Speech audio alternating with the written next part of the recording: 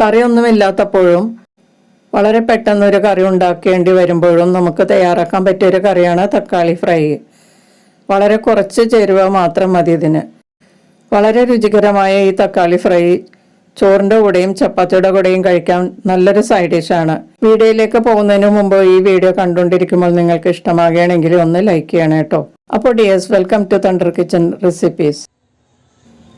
ഈ side dish ഉണ്ടാക്കാൻ മെയിനായിട്ട് വേണ്ടത് തക്കാളിയും സവാളയുമാണ്. രണ്ടും ഏകദേശം ഒരേ അളവിലെടുക്കണം. 3 തക്കാളി ആണെങ്കിൽ 3 സവാള എടുക്കുക. ഏകദേശം മീഡിയം വലിപ്പത്തിലുള്ള സവാള തന്നെ എടുക്കാൻ നോക്കുക. ചെറിയ സവാളയാണെങ്കിൽ 4 അല്ലെങ്കിൽ 5 എടുക്കണം. പിന്നെ വേണ്ടത് പച്ചമുളകാണ്. അപ്പോൾ നമുക്ക് കുക്കിംഗ് പ്രോസസ്സിലോട്ട് പോകാം. ഞാനിവിടെ ഒരു കടായി വെച്ച് ചൂടാക്കിയിട്ടുണ്ട്. അതിലേക്ക് 2 ടേബിൾ സ്പൂൺ വെളിച്ചെണ്ണ ചേർക്കുക. വെളിച്ചെണ്ണ അല്ലെങ്കിൽ ഏതെങ്കിലും റിഫൈൻഡ് ഓയിൽ ചേർത്താലും മതി. ഇതിലേക്ക് കടുക് ചേർത്ത് ഒന്ന് പൊട്ടിക്കാം. 1 ടീസ്പൂൺ കടുക് ചേർത്ത് പൊട്ടിക്കാം. കടുക് പൊട്ടിക്കഴിയുമ്പോഴേക്കും ഇതിലേക്ക് 1 ടീസ്പൂൺ പൊടിയായി അരിഞ്ഞ വെളുത്തുള്ളി ചേർത്ത് ഒന്ന് ചൂടാക്കാം. ഒത്തിരി മുരിഞ്ഞു പോകേണ്ട ആവശ്യമില്ല. വെളുത്തുള്ളി ചൂടായ മണം വരുമ്പോൾ തന്നെ നമുക്കിതിലേക്ക് വട്ടത്തിലരിഞ്ഞ സവാള ചേർത്ത് കൊടുക്കാം.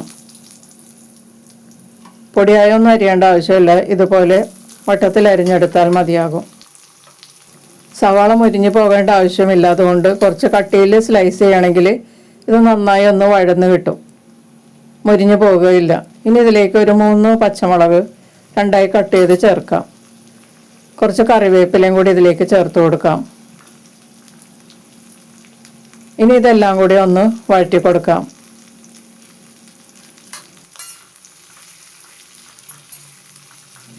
സവാള നല്ല സോഫ്റ്റ് ആകുന്നത് വരെ വഴറ്റി കൊടുക്കണം.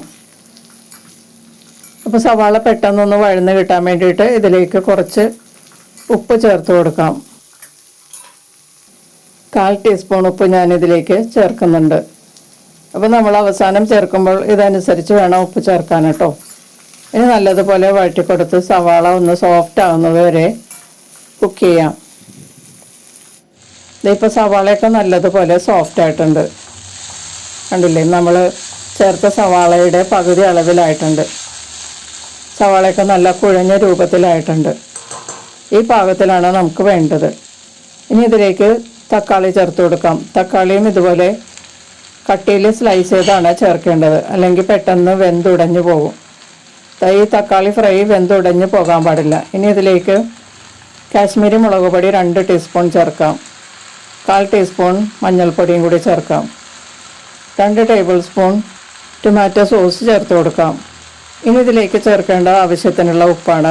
അത് നോക്കിയിട്ട് വേണം ചേർക്കാൻ. ഞാനിപ്പോൾ 1/2 ടീസ്പൂൺ ചേർക്കുന്നുണ്ട്.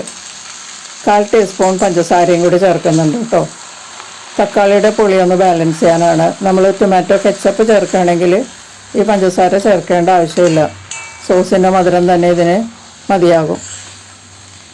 ടൊമാറ്റോ സോസ് ആയതുകൊണ്ട് അല്പം പുളി ഉണ്ടാവും. അതുകൊണ്ട് ഞാൻ അല്പം പഞ്ചസാര ചേർത്തിട്ടുണ്ട്. അത് ഓപ്ഷണലാണ്. ഇഷ്ടമുള്ളവർ മാത്രം ചേർത്താൽ മതി. ഇനി ഇതെല്ലാം കൂടി നല്ലതുപോലെ ഒന്ന് മിക്സ് ചെയ്തെടുക്കാം. തക്കാളി ഉടഞ്ഞു പോകാത്ത രീതിയിൽ മിക്സ് ചെയ്യാം. ഇതിലേക്ക് ഇനി 1/4 കപ്പ് വെള്ളം ചേർത്ത് കൊടുക്കാം. ഒത്തിരി വെള്ളം ചേർക്കേണ്ട ആവശ്യമില്ല.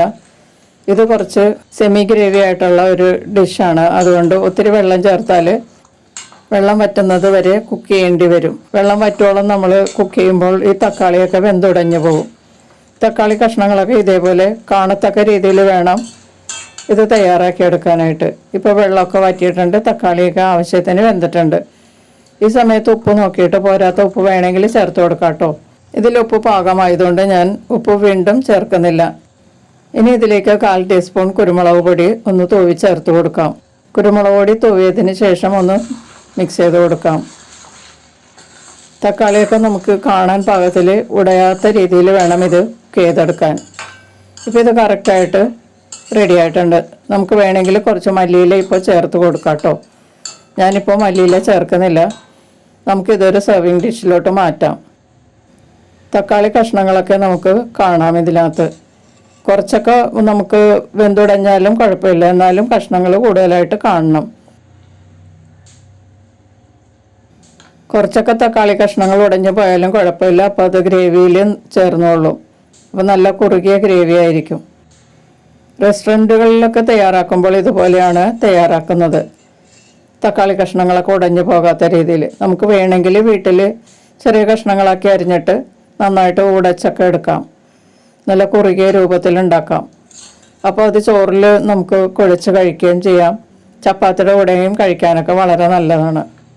അപ്പോൾ വളരെ എളുപ്പത്തിൽ തയ്യാറാക്കാൻ പറ്റിയ ഈ സ്വാദിഷ്ടമായിട്ടുള്ള തക്കാളി ഫ്രൈ എല്ലാവരും ഒന്ന് ട്രൈ ചെയ്ത് നോക്കുക. വീഡിയോ ഇഷ്ടമായാൽ ലൈക്ക് ചെയ്യും, നിങ്ങളുടെ ഫ്രണ്ട്സിനൊക്കെ ഒന്ന് ഷെയർ ചെയ്ത് കൊടുക്കുകയും ചെയ്യുക. നിങ്ങളുടെ അഭിപ്രായങ്ങളും നിർദ്ദേശങ്ങളൊക്കെ കമൻറ്റ് ബോക്സിൽ രേഖപ്പെടുത്തുക. ചാനൽ സബ്സ്ക്രൈബ് ചെയ്യാത്തവർ സബ്സ്ക്രൈബ് ചെയ്തൊന്ന് സപ്പോർട്ട് ചെയ്യുകയും ചെയ്യണം കേട്ടോ.